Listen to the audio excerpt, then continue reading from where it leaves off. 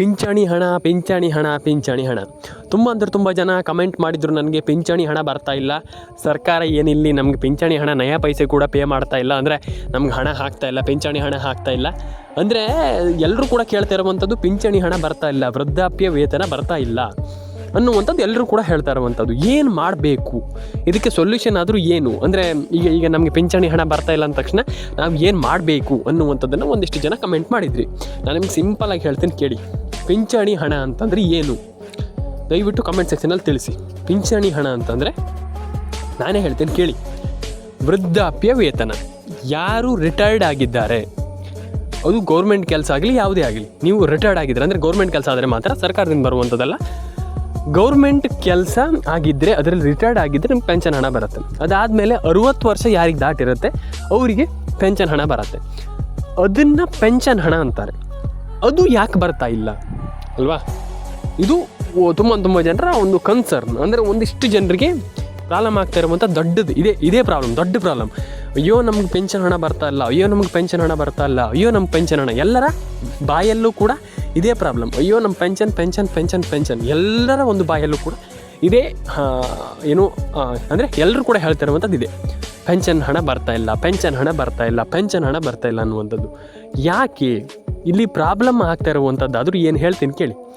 First pension ಹಣ ಬರದೇ ಇರೋದಕ್ಕೆ ಕಾರಣ ಏನಪ್ಪ ಅಂತಂದರೆ, ಇಲ್ಲಿ ಸರ್ಕಾರ ಎಲ್ರಿಗೂ ಪೆನ್ಷನ್ ಹಣ ಹಾಕ್ತಾ ಇದೆ, ಹಾಕಲ್ಲ ಅಥವಾ ಬಂದಿಲ್ಲ ಅಥವಾ ಬರಲ್ಲ ಅನ್ನುವಂಥದ್ದು ಅಲ್ಲ.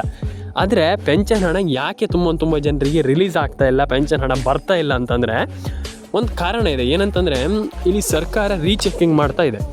ಏನು ರೀಚೆಕಿಂಗ್ ಅಂತಂದರೆ ತುಂಬ ಫೇಕ್ ಅಪ್ಲಿಕೇಶನ್ಗಳಿದೆ. ಫೇಕ್ ಅಪ್ಲಿಕೇಶನ್ ಅಂತಂದರೆ, ಈಗ ನೀವು ಪೆನ್ಷನ್ ಅವರು 60 ವರ್ಷ ಆಗದೇ ಇದ್ದರೂ ಕೂಡ ಆ 60 ವರ್ಷದ ಹಣವನ್ನು ಪಡ್ಕೊಳ್ತಾ ಇದ್ದಾರೆ, ಅಂದರೆ ಪೆನ್ಷನ್ ಹಣವನ್ನು ಪಡ್ಕೊಳ್ತಾ ಇದ್ದಾರೆ. ಆಗಿ ಅದೇ ಪ್ರಾಬ್ಲಮ್ ಇಲ್ಲಿ ಈಗಲೂ ಕೂಡ ಎಲ್ಲ ಒಂದು ಯೋಜನೆಯಲ್ಲೂ ಕೂಡ ಪ್ರಾಬ್ಲಮ್ ಆಗ್ತಾ ಇರುವಂಥದ್ದು ಇದೆ. 60 ವರ್ಷ ಆಗದೇನೆ ಹಣವನ್ನು ಪಡ್ಕೊಂಡಾಗ ಅದು ಏನಂತಂದರೆ ಫೇಕ್ ಅಪ್ಲಿಕೇಶನ್ ಆಗುತ್ತೆ. ಆ ಫೇಕ್ ಅಪ್ಲಿಕೇಶನ್ನ ತಪ್ಪಿಸುವಂಥ ರೀತಿಯಲ್ಲಿ ಚೆಕಿಂಗ್ ಮಾಡ್ತಾ ಇದ್ದಾರೆ. ಯಾರಿಗೂ ಹಣ ಹಾಕುವಂಥದ್ದು ಬೇಡ, ಈಗ ಸ್ವಲ್ಪ ಲೇಟಾಗಿ ಹಣ ಹಾಕ್ತೀವಿ, ತಲೆ ಕೆಡಿಸ್ಕೊಳ್ಳಿಕ್ಕೆ ಹೋಗಬೇಡಿ ಅನ್ನುವಂಥದ್ದು ಸರ್ಕಾರದ ಒಂದು ಮಾತು ಅಲ್ವಾ? ಹಾಗಾಗಿ ಸರ್ಕಾರ ಇದನ್ನೇ ಹೇಳ್ತಾ ಇರುವಂಥದ್ದು, ಈಗ ನಾವು ಲೇಟಾಗಿ ಹಣ ಹಾಕ್ತೀವಿ, ತಲೆ ಕೆಡಿಸ್ಕೊಳ್ಳಿಕ್ಕೆ ಹೋಗಬೇಡಿ ಅನ್ನುವಂಥದ್ದು ಅಲ್ವಾ? ಹಾಗಾಗಿ ಸರ್ಕಾರ ಈಗ ಇದೇ ಒಂದು ಪ್ಲ್ಯಾನಲ್ಲಿ ಹೋಗ್ತಾ ಇದೆ. ಅಂದರೆ ಈಗ ಇನ್ನೊಂದು ಸ್ವಲ್ಪ ಲೇಟಾಗಿ ನಾವು ಹಣ ಹಾಕ್ತೀವಿ, ಈಗಲೇ ಹಣ ಪೇ ಮಾಡೋದಿಲ್ಲ. ಕರೆಕ್ಟ್? ಈಗ ನಾನು ನಿಮ್ಗೆ ಹೇಳಿದ ಅರ್ಥ ಆಯಿತಾ? ಇನ್ನೊಂದು ಬಾರಿ ಹೇಳ್ತೀನಿ ಕೇಳಿ. ಸರ್ಕಾರ ಫೇಕ್ ಅಪ್ಲಿಕೇಶನನ್ನು ತಡೆಗಟ್ಟಲಿಕ್ಕೆ ಈ ರೀತಿ ಒಂದು ವಿಚಾರಗಳನ್ನು, ಅಂದರೆ ಈ ಒಂದು ನಿರ್ಣಯವನ್ನು ಕೈಗೊಳ್ತಾ ಇದೆ. ಅರ್ಥ ಆಯಿತಾ? ಹಾಗಾಗಿ ಫೇಕ್ ಅಪ್ಲಿಕೇಶನ್ನ ಹೆಂಗೆ ತಡೆಗಟ್ಟೋದಂತಂದರೆ, ಈಗ ಎಲ್ಲ ಒಂದು ಹಣವನ್ನು ನಿಲ್ಲಿಸಬೇಕಾಗ್ತದೆ. ಈಗ ಏನು ಹಾಕ್ತಾ ಇದ್ದಾರೆ ಆ ಎಲ್ಲ ಹಣವನ್ನು ಸ್ಟಾಪ್ ಮಾಡಬೇಕಾಗ್ತದೆ ಎಟ್ ದ ಮೂಮೆಂಟ್. ಅರ್ಥ ಆಯಿತಾ? ಹಾಗಾಗಿ ಎಟ್ ದ ಮೂಮೆಂಟ್ ಆ ಹಣವನ್ನು ಸ್ಟಾಪ್ ಮಾಡಿದಾಗ ಸರ್ಕಾರಕ್ಕೆ ಅರ್ಥ ಆಗುತ್ತೆ ಯಾರದ್ದು ಫೇಕ್ ಅಪ್ಲಿಕೇಶನ್ ಇದೆ, ಯಾರ ಪ್ರೊಫೈಲ್ ಕರೆಕ್ಟಾಗಿದೆ, ಅಂದರೆ ಯಾರ ಒಂದು ಪೇಜ್ ಕರೆಕ್ಟಾಗಿದೆ ಮತ್ತು ಯಾರದ್ದು ಇದಾಗ್ತಾ ಇದೆ ಅಂತಂದರೆ, ಈಗ ಇಲ್ಲಿ ಯಾರ್ದು ಪ್ರಾಬ್ಲಮ್ ಆಗ್ತಾ ಇದೆ ಮತ್ತು ಯಾರ್ದು ಫೇಕ್ ಅಪ್ಲಿಕೇಶನ್ ಅಲ್ಲ ಮತ್ತು ಯಾರ್ದು ಫೇಕ್ ಅಪ್ಲಿಕೇಶನ್ ಅನ್ನುವಂಥದ್ದು ಅದು ಗೊತ್ತಾದಾಗ ಸರ್ಕಾರ ಚೆಕ್ ಮಾಡುತ್ತೆ. ಇದು ಸರಿ ಇದೆ, ಇವರಿಗೆ ಹಣ ಹಾಕಬೇಕಾಗ್ತದೆ ಅನ್ನುವಂಥದ್ದು. ಆ ರೀತಿ ನೋಡಿಬಿಟ್ಟು ಇಲ್ಲಿ ನಿಮ್ಗೆ ಹಣ ಹಾಕ್ತಾರೆ. ಕರೆಕ್ಟ್? ಯಾರೂ ಕೂಡ ತುಂಬ ಜನ ಕಮೆಂಟ್ ಮಾಡಿದ್ರು ನಮಗೆ, ಸರ್ ನಮಗೆ ಹಣ ಬರ್ತಾ ಇಲ್ಲ, ಸರ್ ನಮ್ಗೆ ಹಣ ಜಮೆ ಆಗ್ತಾ ಇಲ್ಲ ಅನ್ನುವಂಥದ್ದು. ಸ್ವಲ್ಪ ಕಾಯಿರಿ, ತಲೆ ಕೆಡಿಸ್ಕೊಳ್ಳಿಕ್ಕೆ ಹೋಗ್ಬೇಡಿ. ನಮಗೆ ಹಣನೇ ಬಂದಿಲ್ಲ, ನಮ್ಗೆ ಹಣನೇ ಬರ್ತಾ ಇಲ್ಲ, ನಮ್ಗೆ ಹಣ ಜಮೆನೇ ಆಗೋದಿಲ್ಲ ಅನ್ನುವಂಥದ್ದು ಅಲ್ಲ. ಕರೆಕ್ಟ್? ಎಲ್ರಿಗೂ ಹೇಳುವಂಥದ್ದು ಪೇಷನ್ಸ್ ಅನ್ನುವಂಥದ್ದು ತುಂಬ ಮುಖ್ಯ. ತುಂಬ ಜನ ಹೇಳ್ತಾರೆ ಎಂಥ ಪೇಷನ್ಸ್ ಇಲ್ಲ ಸರ್ ಅಂತ. ಇಲ್ಲ, ಕೇಳಿಸ್ಕೊಳ್ಳಿ ಫಸ್ಟ್ಲಿ. ತುಂಬ ಜನ ಅವಸರದಲ್ಲೇ ನಮ್ಗೆ ಎಂತ ಇಲ್ಲ, ನಮ್ಗೆ ಹಣ ಬರ್ತಾ ಇಲ್ಲ, ಹಿಂಗೆ ಅಂತ. ನಾನು ಹೇಳುವಂಥದ್ದು, ಹಣ ಬರಬೇಕಂತಂದರೆ ನೀವು ಥಿಂಕ್ ಮಾಡಬೇಕಾಗ್ತದೆ. ನಾನು ಅದೇ ಹೇಳುವಂಥದ್ದು, ಥಿಂಕ್ ಮಾಡಬೇಕಾಗ್ತದೆ. ಯಾಕೆ ಇಲ್ಲಿ ಪ್ರಾಬ್ಲಮ್ ಆಗ್ತಾ ಇದೆ, ಪಿಂಚಣಿ ಹಣ ಬರ್ತಾ ಇಲ್ಲ, ಯಾಕೆ ಹಣ ಬರ್ತಾ ಇಲ್ಲ ಅನ್ನುವಂಥದ್ದು ಅಲ್ವಾ? ಹಾಗಾಗಿ ನಾನು ಒಂದು ವಿಚಾರವನ್ನು ಹೇಳ್ತೀನಿ, ದಯವಿಟ್ಟು ರೇಷನ್ ಕಾರ್ಡ್ ಅಪ್ಡೇಟನ್ನು ಮಾಡಿ, ಪ್ಯಾನ್ ಕಾರ್ಡ್ ಅಪ್ಡೇಟನ್ನು ಮಾಡಿ, ಆಧಾರ್ ಕಾರ್ಡ್ ಅಪ್ಡೇಟನ್ನು ಮಾಡಿ. ತಲೆ ಕೆಡಿಸ್ಕೊಳ್ಳಿಕ್ಕೆ ಹೋಗಬೇಡಿ.